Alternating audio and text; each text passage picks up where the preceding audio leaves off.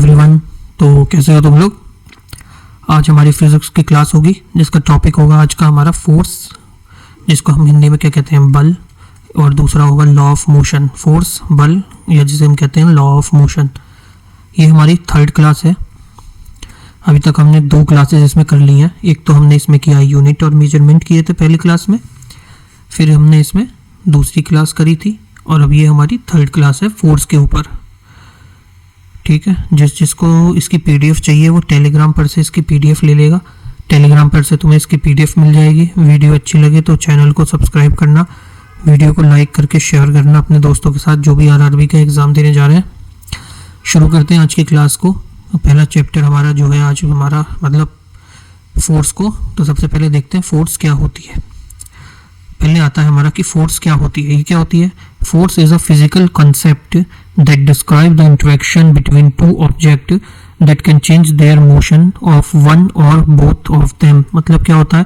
Force जो है एक फिजिकल कंसेप्ट होता है जो डिस्क्राइब करता है इंटरेक्शन, मतलब इंटरेक्शन 2 ऑब्जेक्ट के बीच का, कि वो किधर जो है मूव हो रही है। मतलब कि सिंपल लैंग्वेज में अगर हम इसे पढ़ें तो क्या होता है फोर्स जो होता है एक पुश या पुल होता है, जिससे कि कोई ऑब्जेक्ट को जो मूव कर सके या कोई ऑब्जेक्ट को स्टॉप कर सके, या कोई इस डायरेक्शन में जा रहा है उसको हमने फोर्स लगा के उसकी डायरेक्शन चेंज कर दी, उसे जो है फोर्स कहते हैं। देखो दोनों तरफ से लड़के ये है B1 और ये मान लो ये है B2। B1 और B2 दोनों देखो फोर्स लगा रहे हैं अपने अपनी तरफ से। जिसकी फोर्स में ज्यादा पावर होगी, जिसकी फोर्स का न्यूटन ज्यादा होगा, वो इसको खींच लेगा। टग ऑफ वॉर देखा होगा, जैसे तुमने बचपन में खेला भी होगा टग ऑफ वॉर, उसमें भी यही कॉन्सेप्ट होता था, फोर्स का ही रहता था कॉन्सेप्ट उसमें भी।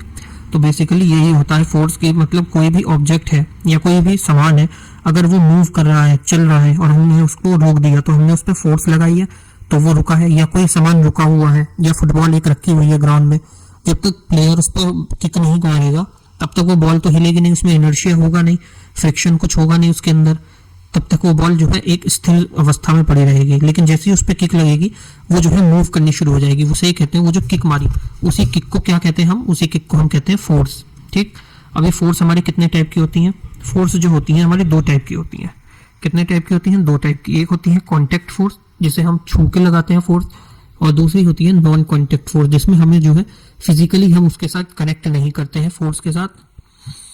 जैसे कि इसको हम इसके एग्जांपल से हम लोग समझेंगे। पहले इनकी डेफिनेशन एक बार देख लेते हैं। ये जो होती है कॉन्टेक्ट फोर्स क्या होती है? These are the forces that act between 2 object that are physically touching each other. मतलब ये देखो, एक ये लेबर है, ये है चंदू, ये देख रहे हो चंदू है। चंदू जो है सामान लेके जा रहा है, तो इसने क्या कर रखा है? एक लीवर के ऊपर वेट इसने जो है वेट को रख रखा है अपने ये लीवर के ऊपर। इस पे जो है इसने फिजिकली फोर्स लगा रहा है, मतलब देख रहे हो उसको, ये इसको धक्का मार रहा है, ये आगे लेके जा रहा है। ऐसे ही जो इसके ऊपर ऑब्जेक्ट रखा है वो भी इन टायर के सहारे से आगे जा रहा है। तो ये कैसी फोर्स हो गई? ये कॉन्टेक्ट फोर्स हो गई, जिसमें उसने पकड़ रखा है, कोई चीज फिजिकली कनेक्ट कर रखी है हाथ से, और अपनी श्रम मेहनत लगाता हुआ वो जा रहा है लेके। तो ये हो जाती है हमारी कॉन्टेक्ट फोर्स। अब नॉन कॉन्टेक्ट फोर्स कौन सी होती है? ये देखो ये वाली, इसमें क्या हो रहा है? ये एक मैग्नेट है, ये क्या है? एक मैग्नेट है। और कार किसकी होती है? लोहे की होती है। और जब मैग्नेट उसको, जब हाई पावर का मैग्नेट होगा, हैवी मैग्नेट, जब कार के ऊपर लाया जाएगा तो कार जो है लिफ्ट हो जाएगी, अपलिफ्ट हो जाएगी कार। तो ये कौन सी फोर्स हो गई? जिसमें कोई भी फिजिकल टच तो नहीं हुआ, इसमें जो मैग्नेट है, मैग्नेट ने उठाया, किसी इंसान ने या पर्सन ने जो है इस पर कोई फोर्स तो नहीं लगाया है। तो ये हो जाती है हमारी non contact force. Those forces which can act between 2 object without physical touching each other. वो फोर्सेस जो दो फोर्सेस होती हैं जब 2 ऑब्जेक्ट जो है एक दूसरे से काम कर रहे होते हैं, लेकिन उनके बीच में कोई भी फिजिकल कांटेक्ट नहीं होता है। इसके एग्जांपल देख लो। जैसे कांटेक्ट फोर्स जो होती है, जैसे हो गया इसमें फ्रिक्शन हो गया, रेजिस्टेंस हो गया, ये टेंशन हो गया, और ये अप्लाइड फोर्स। 4 एग्जांपल देख लो कांटेक्ट फोर्स से। और नॉन कांटेक्ट फोर्सेस में आ जाती है ग्रेविटी हो गई, मैग्नेटिक फोर्स हो गया, या इलेक्ट्रोस्टैटिक फोर्स हो गया। ये हो जाता है हमारा नॉन कॉन्टेक्ट फोर्सेस। अब एक एक करके सबको समझते हैं कि फ्रिक्शन क्या होता है, रेजिस्टेंस क्या होता है, ऐसे ही टेंशन, और ये अप्लाइड फोर्स, ये कॉन्टेक्ट वाले हो जाते हैं 4। और ऐसे नॉन कॉन्टेक्ट फोर्सेस कौन सी होती हैं? जैसे ग्रेविटी हो रही है, हम कोई भी चीज ऊपर से गिरती है, कोई उसमें जो है किसी ने फिजिकल फोर्स थोड़ी लगा रखा है, तुम बॉल उछाल के खेलते हो, तो उसमें फिजिकल फोर्स थोड़ी है, वो तो गुरुत्वाकर्षण बल है ना जो उससे नीचे खींच रहा है। ऐसे ही मैग्नेट कर लेते हैं, जैसे कील रखी है उसको मैग्नेट से खींचो, तो तुमने हाथ से फिजिकली थोड़ी उसको चिपकाया उस पर, वो तो मैग्नेट की वजह से जो है वो उसके पास जो है वो खींचता हुआ चला गया। ऐसे ही अगर तुम वो देखा हो, तुमने बचपन में करके देखा होगा, जादू बनते थे तुम, जादूगर ओपी शर्मा, बिल्कुल एक छोटे छोटे कागज के छोटे छोटे टुकड़े ले लेते थे, स्केल को या फिर अपने घर में कंघा जिसे कॉम्ब कहते हैं, कंघे को सर पे रगड़ा और उसके ऊपर जो छोटे छोटे पेपर के पीसेस कर रखे हैं उसके ऊपर घुमाए लगाया, तो वो उससे अट्रैक्ट होने लगते हैं। तो वो भी एक, वो कौन सा फोर्स हो जाता था, वो भी एक जो होता है इलेक्ट्रोस्टैटिक फोर्स ही होता था। उसमें क्या होता था, इसमें इलेक्ट्रोस्टैटिक फोर्स होता था वो, क्योंकि उसमें जो है इलेक्ट्रॉन्स जनरेट हो जाते थे और तुम अपने आप को जादूगर समझते थे, लेकिन वो क्या था, साइंस था। चलो शुरू करते हैं इसमें कॉन्टेक्ट फोर्सेस में। सबसे पहले फ्रिक्शन को। फ्रिक्शन क्या होता है, फ्रिक्शन जो होता है एक फोर्स होता है, that friction is a force that applies, एक मिनट, हाँ, friction is a force that happen when two surfaces rub against each other, वो होता है friction. It like a sticky force that can make things harder to move smoothly. मतलब कोई भी जगह पे, ये एक फ्लोर है, ये क्या है, ये एक फ्लोर है नीचे, और ये उस पर एक ऑब्जेक्ट है।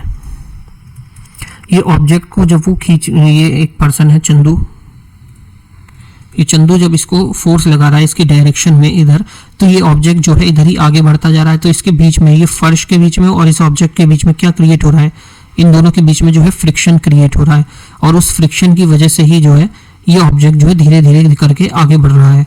जैसे pushing a heavy box is harder than pushing a lighter box because the friction between the boxes and the floor. ठीक है, यही वो भी कहना चाह रहा है कि अगर तुम भारी सामान को धक्का मारोगे तो उसमें फ्रिक्शन क्या होगा, उतना ही ज़्यादा होगा, तो वो मूव करने में, हिलने डुलने में जो है इतना आसान से नहीं होगा, इजीली जो है मूव नहीं करेगा। और अगर कोई हल्का फुल्का ऑब्जेक्ट है उसको तुम धक्का मारोगे तो उस पर जो है फ्रिक्शन जो लगेगा, उस पर जो फ्रिक्शन लगेगा वो भी हल्का ही लगेगा, कम लगेगा, तो वो ऑब्जेक्ट जो है स्मूथली मूव कर जाएगा। फ्रिक्शन यही होता है, जब दो सरफेस जो एक दूसरे से रब कर रहे होते हैं अगेंस्ट, एक दूसरे के अगेंस्ट, तो उसमें जो है एक फोर्स जनरेट होता है, उस फोर्स को जो है फ्रिक्शन कहा जाता है। ठीक, अब आता है हमारा रेजिस्टेंस। क्या होता है रेजिस्टेंस जो होता है एक फोर्स होता है। Resistance is a force that happen when someone try to slow down और stop another thing from moving. मतलब रेजिस्टेंस क्या होता है, ये एक फोर्स होता है, तब अप्लाई होता है जब किसी चीज को हम स्लो डाउन या बिल्कुल ही स्टॉप कर देते हैं किसी चीज को मूव करने से, उसको हम क्या कहते हैं, रेजिस्टेंस कहते हैं। कोई भी ऐसी चीज जो मूव कर रही हो उसको हम रोक दें। जैसा एग्जांपल देखो, एक पैराग्लाइडर है, ये एक पैराग्लाइडर है, ये air paraglider stay in air because of the air resistance. हवा में रहता है वो, जब वो कूदते हैं ऊपर से, देखा कभी पहाड़ पे से कूदते हैं या प्लेन पे से कूदते हैं, ये रील देखी होगी तुमने, उसमें आता है जो एयर रेजिस्टेंस होता है। The wind pushes against the paraglider and created the force. जो हवा होती है उनको उनके अपोजिट साइड में उसको खींच रही होती है, अपना बल लगा रही होती है, और ये दूसरे साइड में जा रहे होते हैं, जिसकी वजह से जो है ये फोर्स क्रिएट होता है रेजिस्टेंस का। ऐसे ही अगला आ जाता है हमारा टेंशन फोर्स। टेंशन फोर्स देखो मस्त, ये देखो मस्त बैठ के झूला झूला चंपू जो है बैठ के मजे से झूला झूल रहा है। ये कौन सा फोर्स लग रहा है इस पे, जो है टेंशन फोर्स लग रहा है। Tension force is a type of force that happen when an object is pulled in opposite direction by the two forces. मतलब ये तब फोर्स काम करता है जब कोई ऑब्जेक्ट जो है उसको पुल किया जा रहा है अपोजिट डायरेक्शन में दो फोर्सेस के द्वारा, उसे हम कहते हैं टेंशन फोर्स। मतलब उसको देखो पीछे से टू एंड फ्रो भी कहते हैं। इसका एग्जांपल दूसरा पेंडुलम से भी ले सकते हैं। पेंडुलम वो भी तो एक जगह ऐसे रहता है, एक पॉइंट उसका स्थिर रहता है और दूसरा पॉइंट एक बार इधर जाता है, फिर एक बार वो इधर जाता है, ऐसे ऐसे। और देसी भाषा में इसको कहें तो बैगन, बीच का बैगन क्या कहते हैं, थाली का बैगन, जिधर पल्ला भारी हुआ उधर मुड़ गया, वैसे ही है। ये पीछे से फोर्स लगाया गया, इसको धक्का मारा तो इसका झूला जो है उड़ के आगे की तरफ गया। अगर इधर से फोर्स लगाया जाता है इस पे, तो ये जो है इधर की तरफ जाता। Swinging on an swing create tension the rope in the rope or chain holding the seat up and keeping the swing suspended and allow the person to swing। वो ही कह रहा है ये भी कि जो स्विंग हो रहा है ये तो उसमें टेंशन की वजह से हो रहा है। अगला आ जाता है हमारा अप्लाइड फोर्स। अप्लाइड फोर्स क्या होता है, applied force is when one object pushes और पुल्स एन अनदर ऑब्जेक्ट। मतलब अप्लाइड फोर्स जो होता है जब कोई एक ऑब्जेक्ट जो है किसी दूसरे ऑब्जेक्ट को या तो पुश करे, खींचे या धक्का मारे, उसको क्या कहते हैं? Applied force. It happen when you use your muscle. ये तब होता है जब आप अपनी मसल का इस्तेमाल करते हैं पुश करने में, मतलब धक्का देने में, या फिर किसी को धक्का मारने में, किसी ऑब्जेक्ट को एक सर्टेन डायरेक्शन में, मतलब कि एक किसी दिशा में। हम देखो अगर किसी चीज को धक्का मार रहा होता है कोई एक ऑब्जेक्ट दूसरे ऑब्जेक्ट को, या तो उसे धक्का मार रहा होता है, खींच रहा होता है, या उसे किक मार रहा होता है, जैसे इस एग्जांपल में देखो ये किक मार रहा है इसे, तो इसमें जो फोर्स अप्लाइड होगा वो कौन सा होगा? अप्लाइड फोर्स होगा।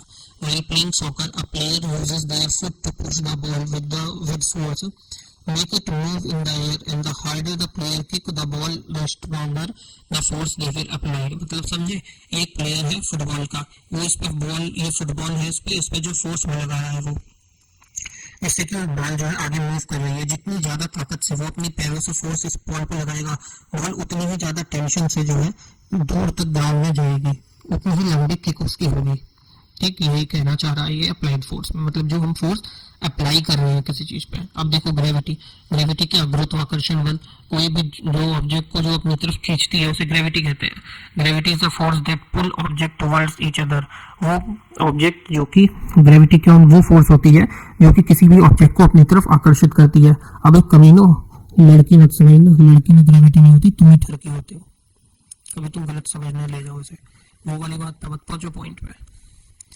It is what keep us on the ground and what make things fall down। मतलब देख रहे हो, समझ रहे हो। कोई भी एक ऑब्जेक्ट है, वो जब वो अपनी तरफ खींचती है फोर्स से, ग्रेविटी वो फोर्स होती है जो किसी भी ऑब्जेक्ट को अपनी तरफ खींचती है, अपनी तरफ आकर्षित करती है, उसको हम ग्रेविटी कहते हैं। जैसे कि उसने किया था ना एक्सपेरिमेंट, ऊपर से नीचे गिरा ऐसा सेब और सबकी ऐसी तैसे लगा दी थी, उसकी वजह से हम साइंस भी पढ़ रहे हैं। When you jump on a trampoline, इसे trampoline कहते हैं। You come back because of gravity। जब इस पे आंटी ने जंप दोबारा नीचे को, तो ये आंटी उड़ के ऊपर गई, लेकिन ऊपर ही हवा में क्यों नहीं रह गई, वापस नीचे क्यों आई दोबारा जंप के लिए? क्योंकि उस समय ग्रेविटी अपना काम कर रही थी, इसे जो है ग्रेविटी कहते हैं। अब देखो नॉन कॉन्टेक्ट फोर्स, अगला एग्जाम्पल देखो नॉन कॉन्टेक्ट का, जैसे मैग्नेटिक फोर्स हो गया। ये एक मैग्नेट है और ये कार के ऊपर लगाया है, तो कार को जो है इसने ऊपर उठा लिया,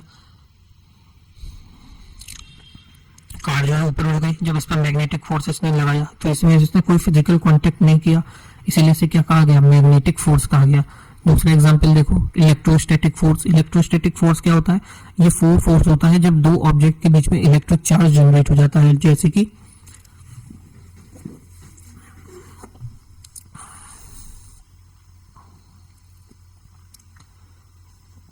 या तो वो एक दूसरे को अट्रैक्ट करेंगे या एक दूसरे को रिपेल करेंगे। तो चुंबक लिया तुमने, चुंबकों को ऐसे करके रखा होगा, जब उन दोनों को मिलाने जाते हो तो एक दूसरे से दूर भागते हैं, तो वो कौन सा फोर्स लगता है उस पर? इलेक्ट्रोस्टैटिक फोर्स होता है उसके ऊपर।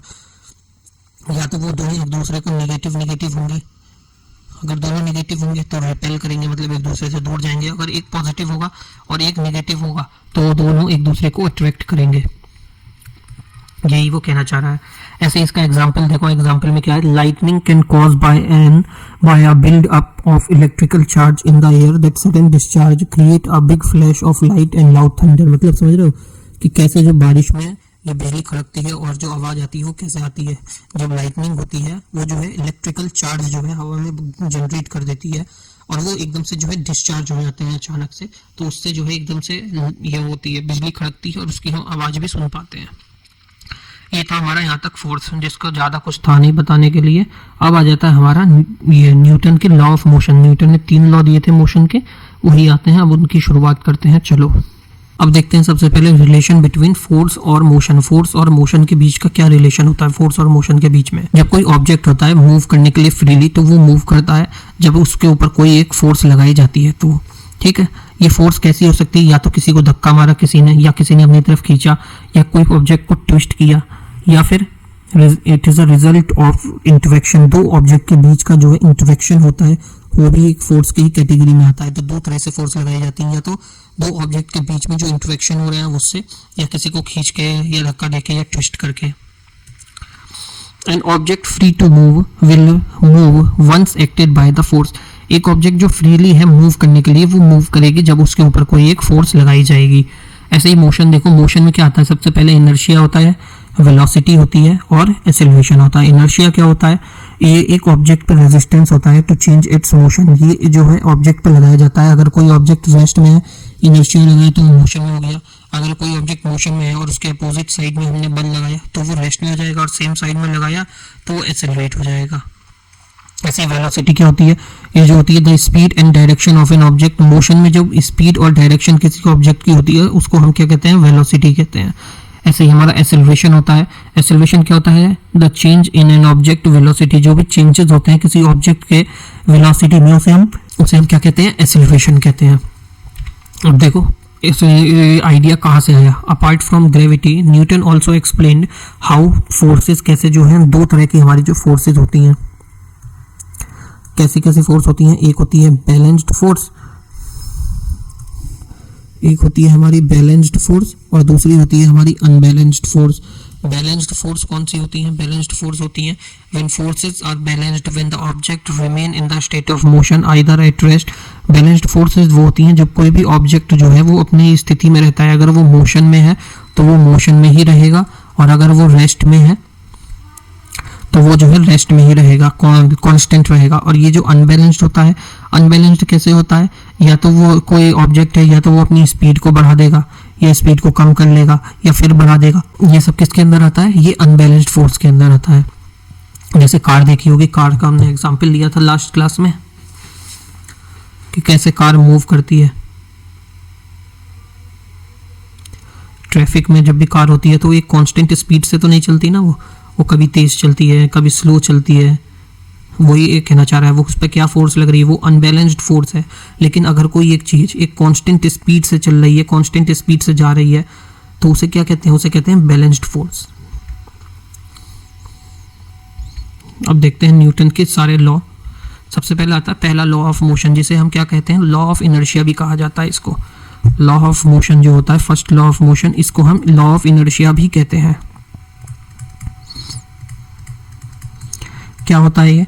जब एक ऑब्जेक्ट होता है, when the object in motion will stay in motion, या ऑब्जेक्ट कोई रेस्ट में है तो वो रेस्ट में रहेगा, अनलेस एंड अनटिल, जब तक कोई उस पर अनबैलेंस्ड फोर्स या कोई एक्सटर्नल फोर्स उसके ऊपर अप्लाई ना हो। समझे?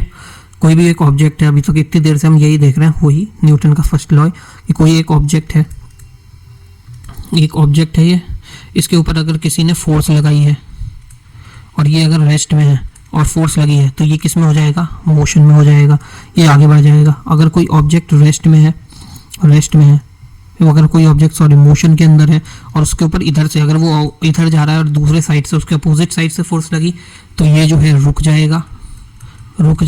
और अगर दोनों फोर्सेस सेम डायरेक्शन में रही तो वो जो है एक्सेलरेट होके और तेजी स्पीड अप हो जाएगा, एक्सेलरेट हो जाएगा।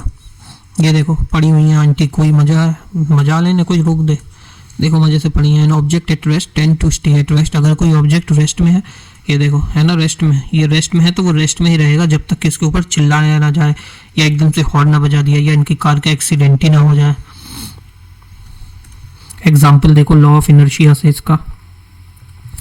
एग्जाम्पल देखो, एक गोल्फ की बॉल है, ये बॉल तब तक ग्राउंड में ऐसे ही पड़ी रहेगी। गोल्फ ग्राउंड नहीं होता, गोल्फ कोर्स होता है। गोल्फ कोर्स में तब तक बॉल ऐसे ही पड़ी रहेगी जब तक कि गोल्फर उस पर अपनी स्टिक से जो है मारे ना, तब तक वो ऐसे ही पड़ी रहेगी। तो ये क्या होता है? ये होता है लॉ ऑफ इनर्शिया का एक एग्जाम्पल हो गया।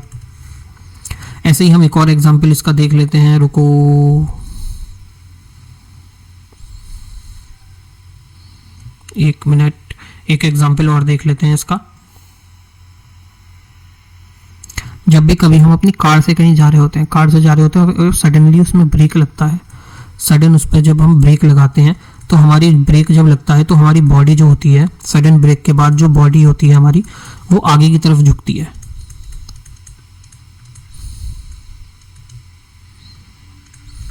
आगे की तरफ जो है ले डाउन हो जाती है, झुकती है। ऐसा क्यों होता है? ऐसा इसलिए होता है क्योंकि जब एक कार चल रही है तो वो किस में है? कार जो है मोशन में है।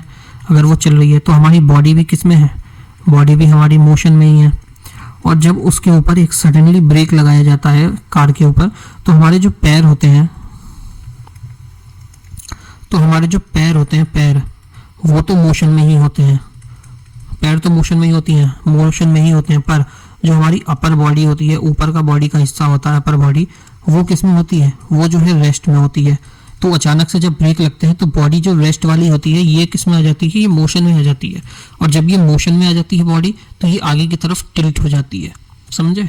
इसलिए हम जो है गिरते हैं, या फिर हम जा रहे होते हैं कार में और एक सडनली एक जो है शार्प मोड़ आता है, ये मोड़ने के लिए आती है रोड, शार्प मोड़ आता है। तो उस समय भी क्या होता है, जब हम गाड़ी को, जैसे माना लेफ्ट साइड का मोड़ आया है, तो हम जब भी लेफ्ट साइड का मोड़ की तरफ गाड़ी को मोड़ते हैं तो देखा होगा हमारी बॉडी जो है वो राइट साइड की तरफ टिल्ट होती जाती है। ये भी जो है इसी का एग्जाम्पल है, इनर्शिया वाले का ही।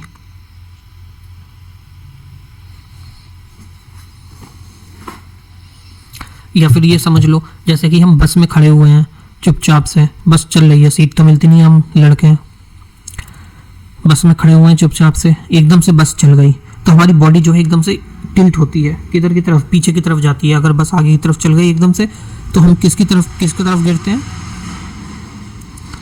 एकदम से बॉडी जब हम, जैसी बस चल जाती है तो हम किधर गिरते हैं, हम पीछे की तरफ हो जाते हैं। ऐसा क्यों होता है, क्योंकि जब बस वो चल रही है तो बस किस में है, बस वो मोशन के अंदर है, उस समय बस में मोशन हो रखा है, मोशन है, मतलब पहले बस रेस्ट में थी, मतलब समझो यहाँ से बस जो है वो रेस्ट में थी, जैसे ही अचानक से चली तो बस में जो है एकदम से गति आई, मोशन आया, लेकिन हम जो थे हम वो स्थिर ही रहे, पर हमारे जो पैर हैं वो तो बस के फ्लोर से टच हो रखे हैं, बस के फ्लोर से हमारे पैर टच्ड हैं, इसी वजह से हमारे जो पैर हैं उसमें भी मोशन आ गया। लेकिन ऊपर के जो धड़ है, हमारा ऊपर की बॉडी है, वो तो रेस्ट में ही रह गई, वो तो कहीं से फिजिकली टच नहीं है फोर्स से। हमने देखे थे दो तरह की फोर्स थी, फिजिकल और नॉन फिजिकल वाली, कॉन्टैक्ट और नॉन कॉन्टैक्ट। तो नीचे वाले जो पैर थे हमारे वो तो कॉन्टैक्ट में आ गए, तो वो तो मोशन के साथ साथ आगे बढ़ गए, लेकिन ऊपर का जो शरीर था हमारा वो कॉन्टैक्ट में नहीं था किसी भी फिजिकल उससे, तो वो जो है वो पीछे की तरफ टिल्ट हो जाता है इसी कारण से।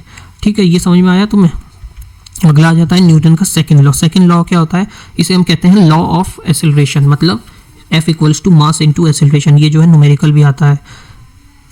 ये क्या कहता है, it state that the acceleration of an object with constant mass is proportional to the net force action on it and is in the same direction of the net force. मतलब समझो इसका सेकंड लॉ ऑफ मोशन जो है ये क्या कह रहा है, ये कह रहा है जो भी एक एक्सेलरेशन होता है किसी ऑब्जेक्ट के ऊपर, जब कोई वो कांस्टेंट मास से होता है तो वो जो होता है वो डायरेक्टली प्रोपोर्शनल होता है, कांस्टेंट मास से होता है तो वो डायरेक्टली प्रोपोर्शनल होता है नेट फोर्स के, जो भी एक्शन उसके ऊपर अप्लाइड हुआ है। ये हो जाता है force equals to mass into acceleration. क्या होता है, force equals to mass into acceleration.